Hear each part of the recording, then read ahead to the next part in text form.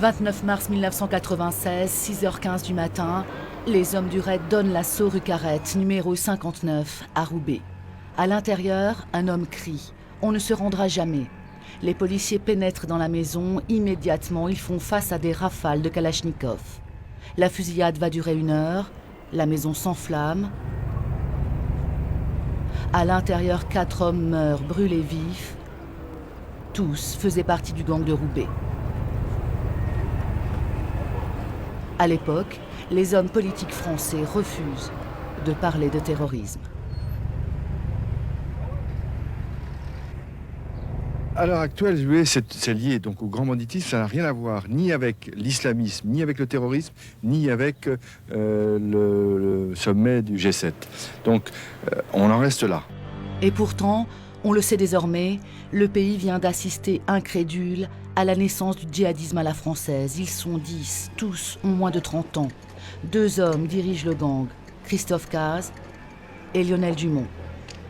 Derrière eux, les soldats, des hommes radicalisés prêts à mourir au nom d'Allah. Avec l'islam, j'ai appris la vérité. J'ai appris que j'avais un Dieu et que j'aurais des comptes à rendre et qu'il nous avait accordé un prophète, c'était Mohammed sallallahu alayhi wa sallam, et qu'on avait un chemin à suivre. Dumont et Caz, convertis à l'islam, ont combattu pendant la guerre des Balkans.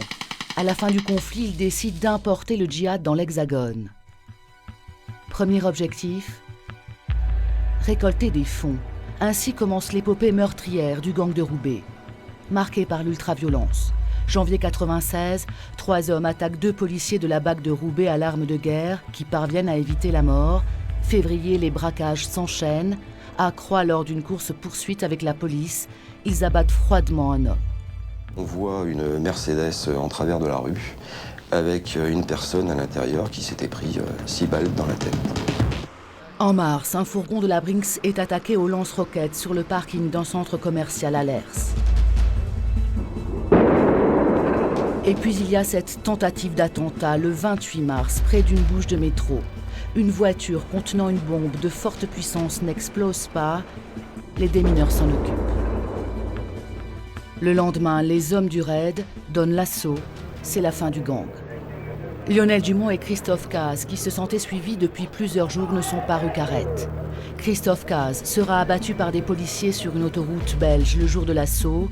Il faudra attendre 2003 pour que Lionel Dumont soit arrêté en Allemagne.